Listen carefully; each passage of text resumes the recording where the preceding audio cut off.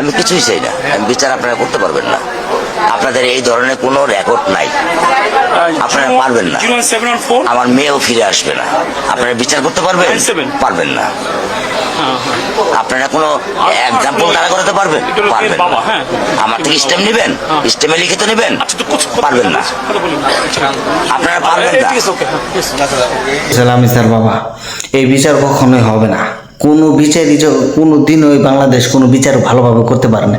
লামিসার বাবা যে কিনা একটা বাপ হয়ে 8 বছরের একটা সন্তানকে ধর্ষণ করে তাকে মেরে ফেলা হয়েছে, তার বাবার কাছে যে কইতেছে বিচার করবে, কোনো বিচারই হবে না।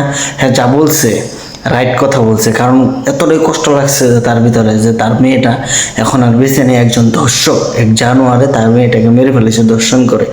তো আল্লাহ তাআলার কাছে বিচার দিয়ে রাখেন, তখন আল্লাহ তাআলা আপনার মেয়ের বিচার করবে। তা না হলে আমাদের এই বাংলাদেশে কোনো বিচারই হবে না, কারণ একটার পর একটা ইস্যু দাঁড়িয়ে জায়গা। আপনার মেয়ে আজকে বিচার করবে, আজকে এই ইস্যু জমা দিবেন, কোনো বিচারই হবে না, আরেকটা ইস্যু দাঁড়িয়ে যাবে। তো এইটা ধামাচাপা পড়ে যাবে, কথা আপনার রাইট। কারণ আমাদের এই বাংলাদেশটা আমাকে অন্য গ্রহে পাঠিয়ে দেওয়া উচিত, কারণ যেখানে কিনা লামিসার মতো 8 বছরের একটা শিশু নিরাপদ না আমাদের বাংলাদেশে।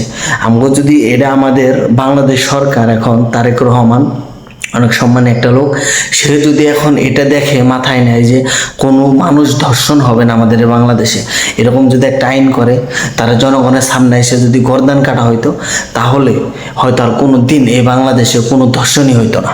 তো আল্লাহ তাআলার কাছে বিচার দিয়ে রাখেন, ইনশাল্লাহ বিচার হবে, আল্লাহ তাআলার দরবারে বিচার